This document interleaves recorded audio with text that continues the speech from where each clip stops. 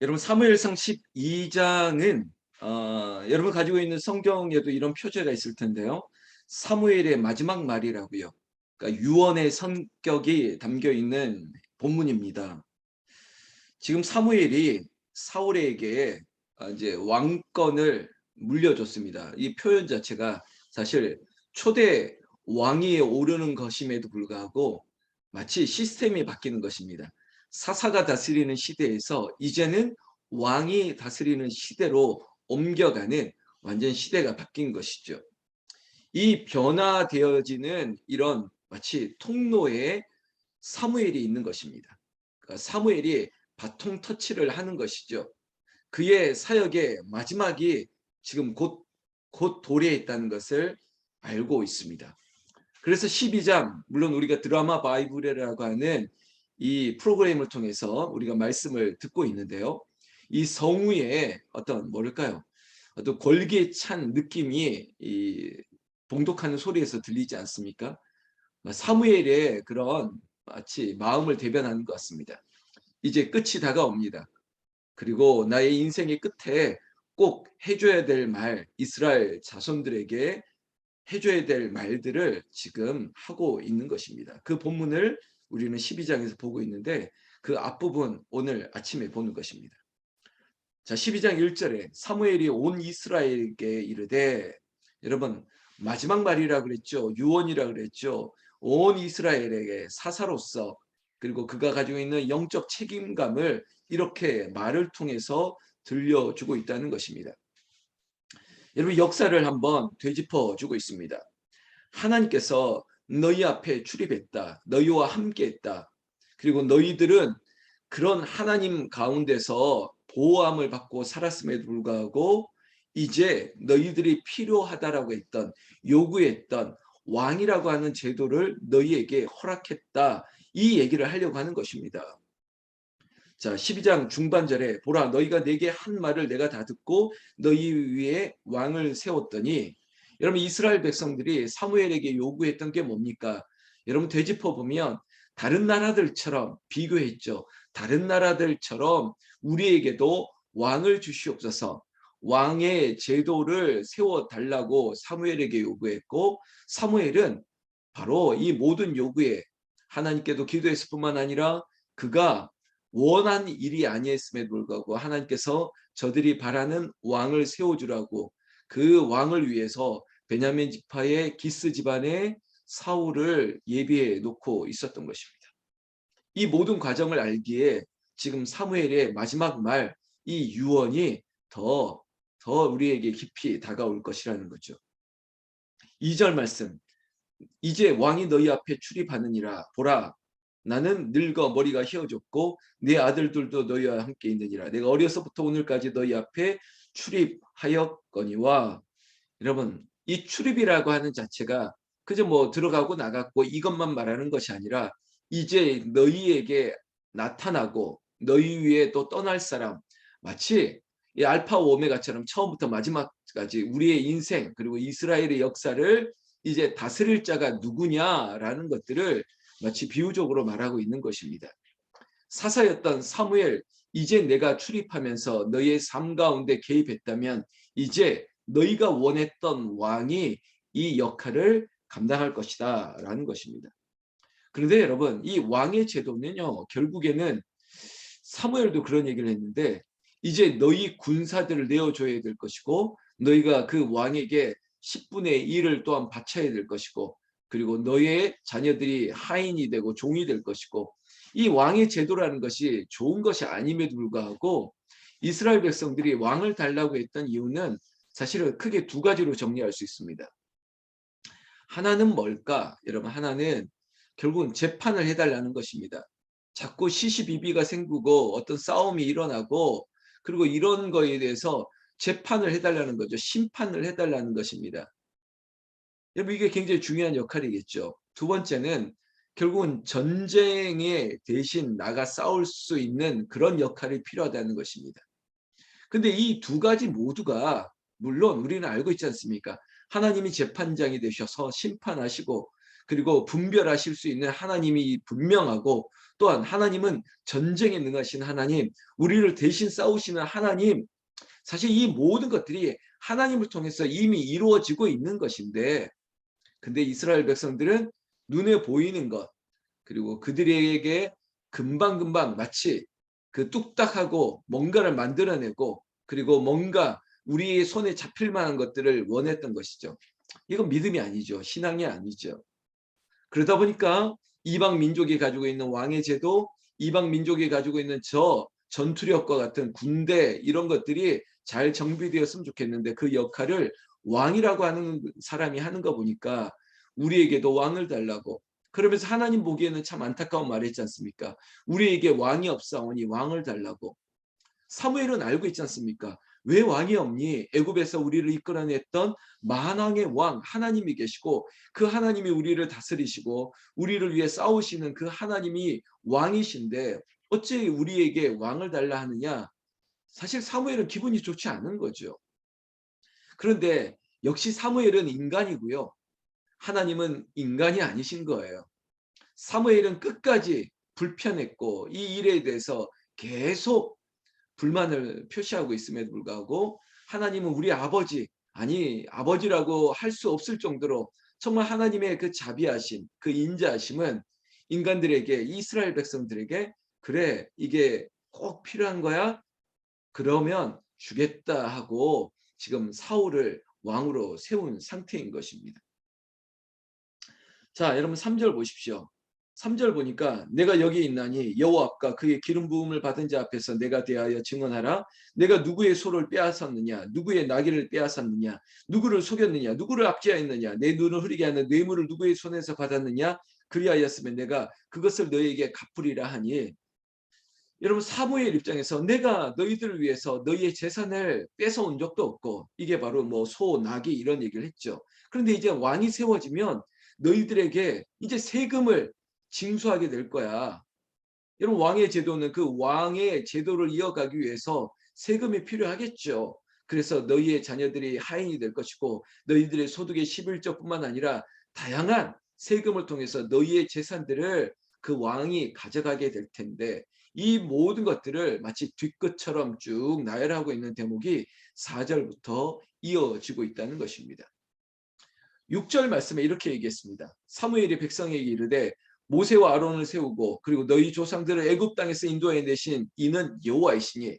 생각해봐. 여러분 이스라엘의 정체성 아이덴티티는요, 결국은 출애굽 사건을 통해서 완성되었거든요. 그러면 이 430년의 종살이를 끝으로 40년의 광야를 지나면서, 광야를 지나고 가나안까지 이르게 했던 것은 결국은 여호와 하나님의 역사, 모세와 아론을 세운 것도 하나님의 역사, 하나님이 친히 이방 민족들과 싸우시고 너희들에게 불과 구름 기둥으로, 그리고 너희들에게 정말 만나와 메추리알기로 모든 것들을 먹이시며 지켜주셨던 하나님이, 여호와 하나님이 왕이신데, 이제 너희들이 그 여호와를 잊어버렸다라고 사무엘이 말하고 있는 것이죠. 뜨끔한 말을 계속하는 것입니다. 9절 보십시오.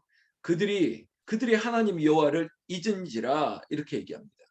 여러분 이스라엘이 애굽의 출애굽 과정에서 힘들었던 그때마다, 여호와를 잊어버렸을 때마다 문제가 생긴 거야.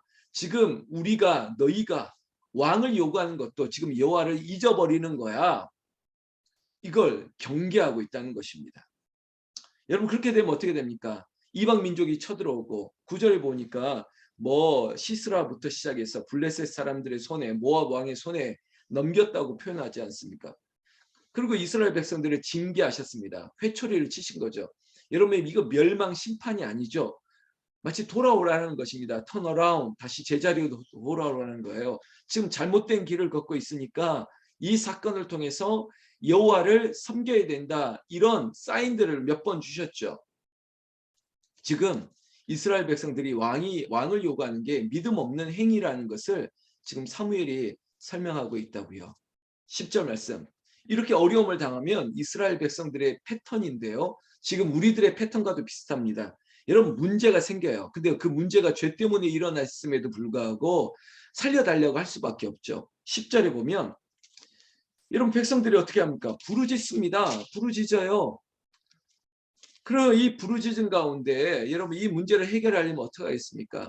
모세와 아론 당시에 그럼 너희들이 지금 여호와를 버렸기 때문이야. 바알과 아스타롯을 섬겼기 때문이야. 결국 우상숭의 죄 때문에 이런 어려움이 있는데 이 어려움 가운데 너희들이 다시 한번 여호와께 살려달라고 부르짖고 있으니까 그럼 어떻게 하겠습니까?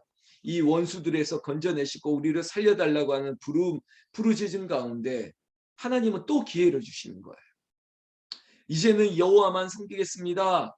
마치 10절 마지막 구절처럼 우리가 주를 섬기겠나이다. 근데 어떻게 우리를 살려주시면 이번 한 번만 용서해 주시면 잘하겠다는 거죠.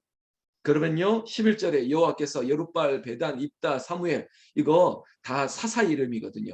그러면 하나님께서 내 종을 보내서 너희를 안전하게 건져주고 살려줄 것이다. 이게 지금 이스라엘의 역사였습니다. 하나님이 하나님의 사람 사사를 세워서 이스라엘 백성들을 심판한 게 아니라 건져주시고 구원해 주시고 지켜주셨던 역사 이게 있었음에도 불구하고 여러분 그런데 13절입니다. 여러분 이 12장 후반부 내일 보실 건데 이런 약간의 어떤 문제 제기를 하고 문제 제기에 대한 해결책을 얘기하는 거다 보니까 좀 듣기 싫어도 좀 들어야 됩니다.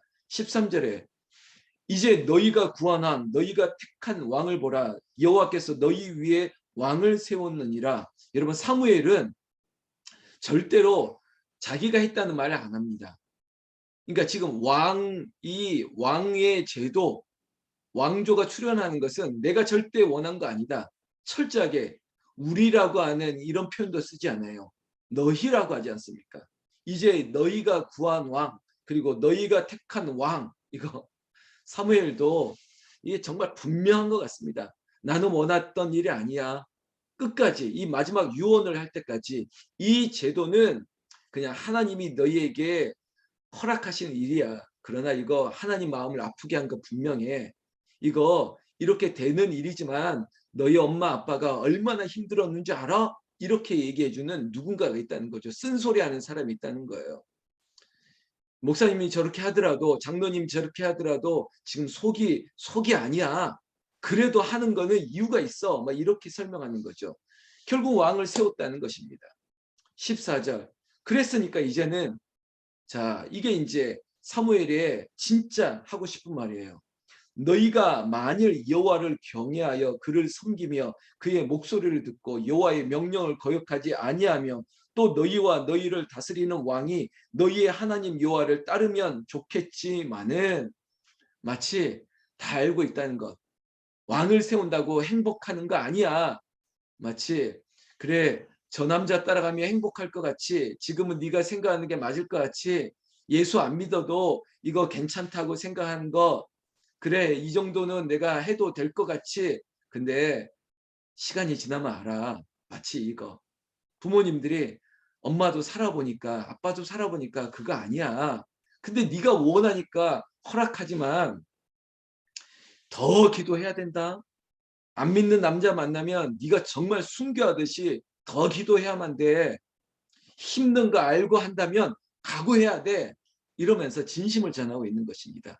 제가 이제 비유를 들어서 설명하니까 어떤 뉘앙스인지 알겠죠. 사무엘이 그런 말이에요. 이거 너희들이 원해서 허락은 하긴 하는데 앞으로 어떤 일이 일어날지 몰라. 마치 예고한 듯이 얘기하고 있다는 것입니다. 15절 오늘 이 말씀 보고 기도할 건데요. 너희가 만일 여호와의 목소리를 듣지 아니하고 마치 이거 이렇게 결혼하면 끝인 줄 알았지? 마치 왕이 세워지면 다 좋은 일만 일어날 줄 알았지? 아니야. 그 가운데 하나님이 허락한 일이니까 너희들이 이 일을 통해서 더 기도해야 돼. 더 예배해야 돼. 더 전심으로 하나님을 찾아야 돼. 그게 15절의 표현이에요. 여호와의 목소리를 듣지 아니하고 여호와의 명령을 거역하면 여호와의 손이 너희의 조상들을 치신 것 같이 너희를 치실 것이라. 이거 지금 너희들이 암몬 나하스 무찌르고 나서 사울이 너희의 왕이 되니까 이제 모든 문제가 해결됐다고 생각하지 아니야. 살아보면 그거 아니야. 애가 뱃속에 있을 때 아우 너무 힘들다 했는데 애가 나와서 키워보니까 애가 뱃속에 있을 때가 제일 편한 걸 알게 되는 것처럼. 모르겠습니다. 뭐 제가 애를 안 낳아봐서 뭐 그런 얘기가 들리더라고요. 키우는 게 훨씬 힘들다고. 여러분 이런 겁니다. 그렇게 원했던 거 들어줬지만 이제 뭐 좋은 일만 있는 줄 알아? 아니야. 현실은 그렇지 않아. 사무엘이 뜨끔하게 충고하고 있는데 이걸 들을 줄 알아야 된다는 겁니다. 귀 있는 자는 들을지어다. 잘 들어. 잘 들어. 이제 현실이야. 그렇기 때문에 왕의 목소리가 아니라 여호와의 음성을 들어야 돼. 더 기도해야 돼. 이 얘기를 전심으로 드리고 있습니다. 사랑하는 새벽을 깨우는 성도 여러분, 새벽을 깨우는 여러분들이니까 제가 진심으로 말씀드립니다. 여호와만 섬겨야 됩니다. 여호와 하나님 말고는 다른 것이 없습니다. 기도하지 않는 것은 말씀으로 단순해지고 그리고 기도로 가벼워지지 않으면 우리의 인생은 늘 무거운 짐을 짓누르고 있습니다. 이 모든 것들을 해결할 수 있는 게 뭐냐? 오직 여호와 하나님 한 분만을 바라보는 것이죠. 우리의 새벽이 바로 그런 새벽입니다. 반복되어진 일상 같지만 그러나 우리가 이 기도 없이는 우리가 살아갈 힘이 없는 것이죠. 사자는 이 마귀와 사단은 우는 사자같이 우리를 늘 호시탐탐 노리고 있습니다. 여러분들 가정에, 여러분들의 심령을, 여러분들의 건강을, 여러분들의 가족들을 아니면 어떤 돈의 문제, 어떤 방향을 통해서라도 우리를 자꾸 집어삼키려 할 때 우리가 말씀이 없다면 기도가 없으면 어떻게 하겠습니까? 그리고 마지막 또 이 말씀 이번 주일 설교 제가 지금 쓰고 있는데 시리즈 같이 하고 있습니다. 말씀으로 단순해지고 기도로 가벼워지고 결국은 찬송으로 뜨거워서 찬송으로 승리할 수 있는 그런 역사가 있게 되는 거죠. 6월의 마지막 주일 설교가 바로 찬송으로 강력해지고 뜨거워지는 그 말씀으로 나눌 것입니다. 이 새벽이 그런 새벽 되기를 나는 우리 주 예수님의 이름으로 축원합니다. 축원합니다.